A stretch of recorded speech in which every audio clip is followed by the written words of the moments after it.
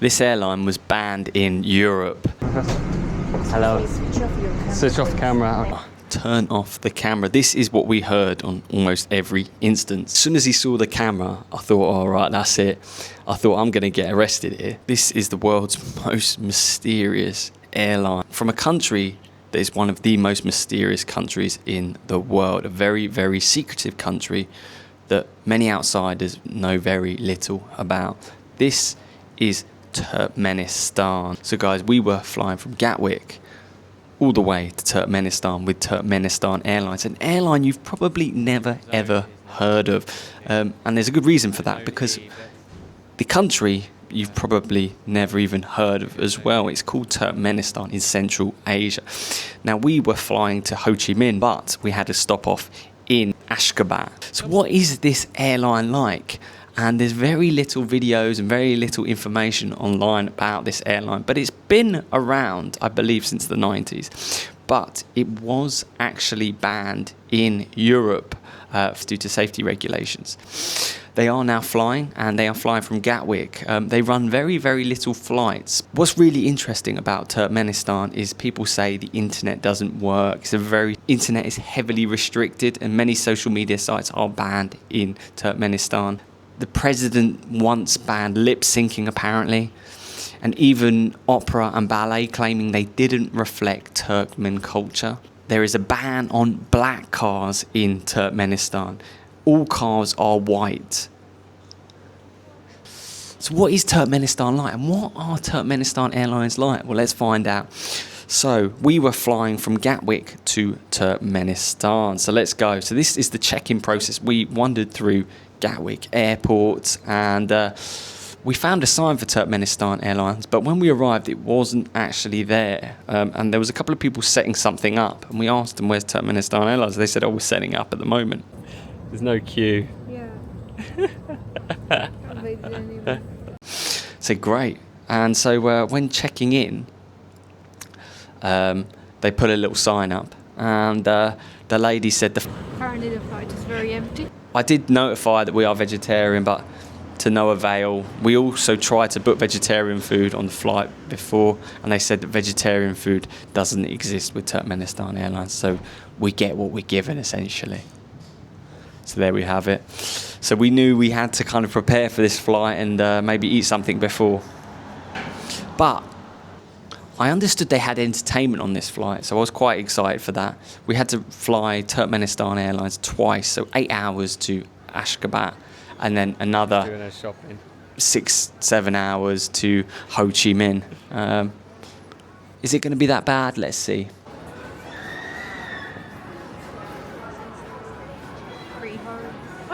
We found out the experience was very different to what we expected. Here she is. Got food? Does the company won't have it for us? Yeah.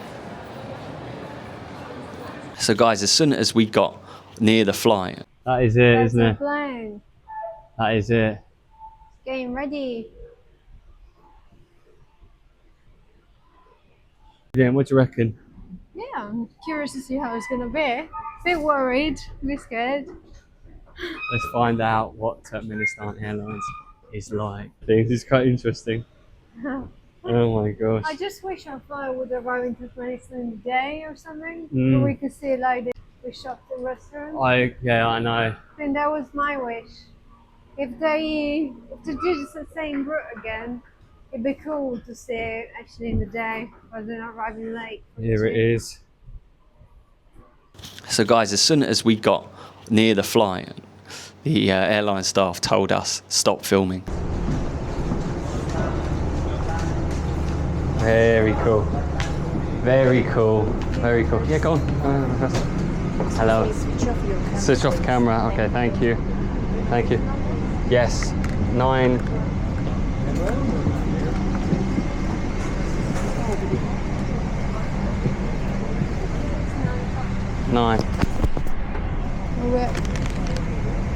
We're there, hurry.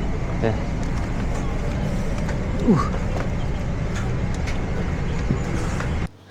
And I got told to stop filming multiple times on that flight. In fact, I was a little bit worried that the police were going to be end up waiting for me at Ashgabat and saying, you know, you got to delete that because very, very strange. I don't know why they didn't want me filming anything, but I wasn't exactly vlogging or making too much noise on the flight. And it was a very, very strange thing, but I did manage to snap some things. Right now, everything looks like a normal plane to me. There's nothing particularly different to how it looks. It all looks very good. It's very well looked after. It looks quite modern, doesn't It looks modern, doesn't it? Yeah. Got my belt on. Guys, there's a place you can charge your USB, your phone or whatever, and then I guess this is the controls for the TV, which is pretty cool. It's great. Me and Julia had seats next to us, so we had a lot of space, which was great. But the problems quickly started when we realised there's no entertainment. Now they have screens, but these screens, they don't work. They just stay on the whole time. There's no entertainment. Lo and behold, you know, a secretive state like this, they have the aircraft, but they claim to have entertainment, but there is no entertainment. The only entertainment you have is these little magazines, with some kind of Turkmenistan magazine with maybe political leaders or people in charge of Turkmenistan, and that's the only information I had, really. There was no entertainment. So no Wi-Fi either, for sure. And what's really interesting is there's no alcohol on Turkmenistan Airlines. It's a dry airline. And because it is a Muslim nation, I understand it's probably going to be a dry nation too. But the food, what was the food like? Well, check this out. This is what we got. What's in here? What have you got then, Julia? Looks like it's bread with cheese and some sort of olive, cucumber, tomatoes, and pepper salad. Oh, wow. And then there's also some ketchup, maybe? Real sweet. You like this one? And some. What fruit is that? Some Jam. Some kind of blackcurrant jam. blackcurrant jam. Interesting. And there's also something else here wrapped.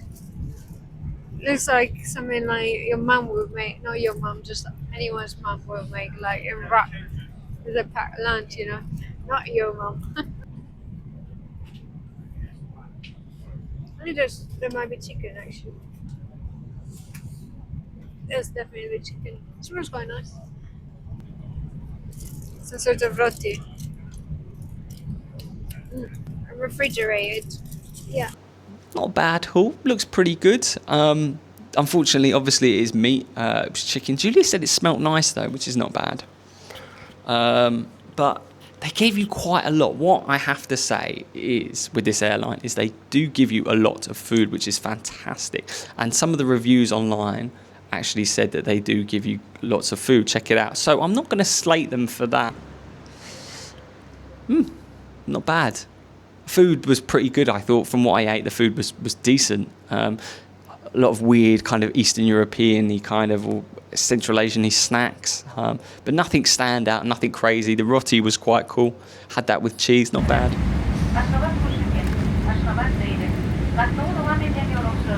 I remember descending into Ashgabat and being quite excited. We arrived at night. I got told that in Ashgabat the Wi-Fi won't work, so you'll have no internet.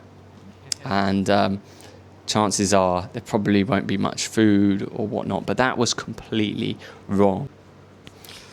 What I expected of this secretive nation was completely wrong. When I arrived, we were a little bit nervous. We had to do a kind of sign in and security checks and things like that. Something I've never done before, just passing through a country, connecting. Once we did all that, I didn't film it, but there was a few hoops to jump through and people didn't speak English. You kind of just had to just go through it. They seemed okay. The security was quite lax and people were quite nice.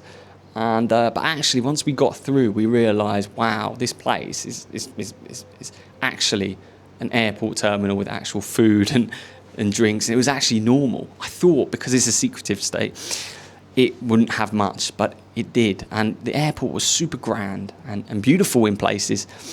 And there was a lot of security around, though. And they were giving you the eyes a little bit. You had to kind of take some photos, but I got told off by a security guard who said stop filming, and it looked like the fellow I didn't want to mess with, basically. We did get some kind of Wi-Fi, but it wasn't really working.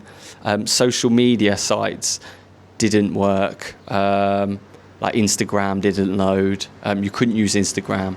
Guys, wow, we are here in Turkmenistan. First ever time. I never thought I'd ever come to this place. But here I am, Ashgabat Airport. And we've just managed to sit down, and very beautiful. It's so grand here. There's a lot of gold and a lot of green as you come in. People super friendly, super nice, and so far very good. Internet does work. People said that internet doesn't work. Let me tell you, all you got to do is jump on Google, and Google works, as you can see. I've just googled Ashgabat Airport, but Google works, which is fantastic. Really good. So you can use the airport Wi-Fi when you arrive, which is really good. And so we've just sat down, and we're just trying some local food, it looks like. Let's try this. So they're selling these at the cafes and the bars, and look at this. In fact, I ended up paying in pounds and they gave me change in euros. Wasn't really a fair deal, but the prices of things I was really surprised about. Let me open it for you. So apparently, guys, this is potato. Oh wow. Very nice. So guys, this is what it looks like. Wow. And then it looks like it's got some kind of potato filling inside. Ooh. So this must be a classic here in Turkmenistan. They seem to sell a lot of these pastries around, so maybe this is a classic. It's a bit like a burger.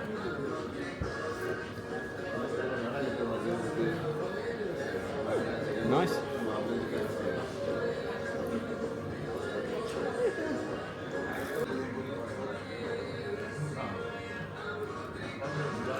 Nice. I like the little seeds they put in The seeds. Let's have a look.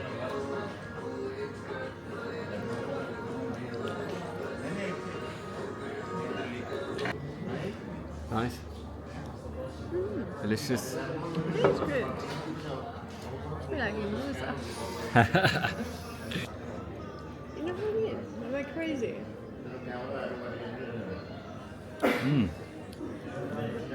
Oh wow, guys, very nice beer.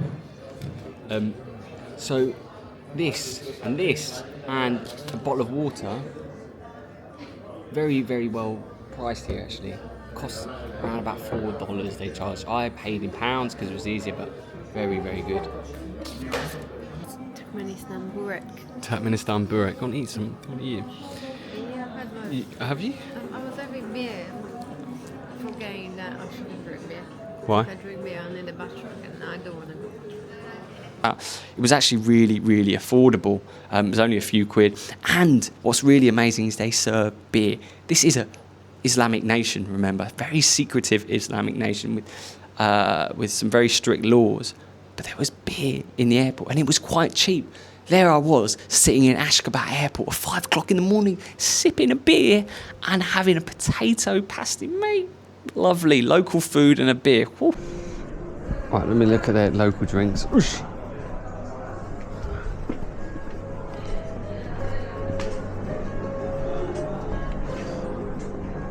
That's bold. It's just kind of beer, actually.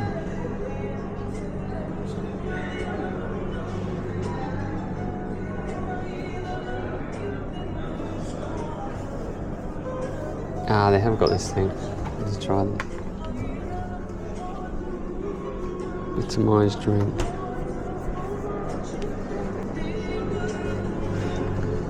Julia, what do you want? Banana? Hello. Can we get one banana? Banana one. And potato one more. Yeah, sorry. Thank you on this. Thank you. Thank you. I've never seen anything like this before as well. It's like There's like strange looking ones here as well. Yeah, thank you. Thank you so much. Thank you. Yeah. It's interesting for us.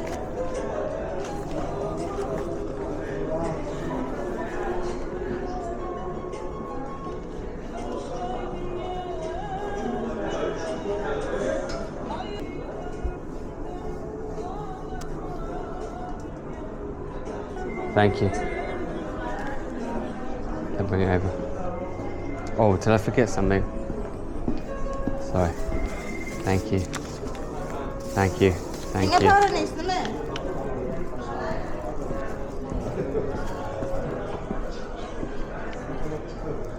Ooh. Look at this. My favourite thing.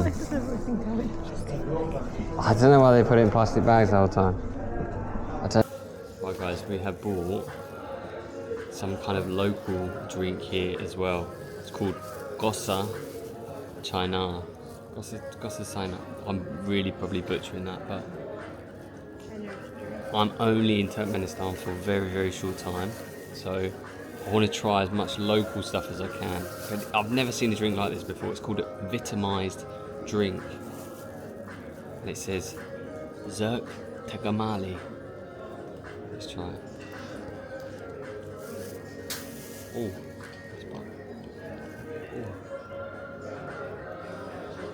it smells like an energy drink. I think I've seen a few people drinking that in the first time. Oh, really? I think it's popular. It's not bad, obviously. It's nice. Kind of fruity. But yeah, super similar to like energy drinks. It's like strange, no? They all make them in the same way.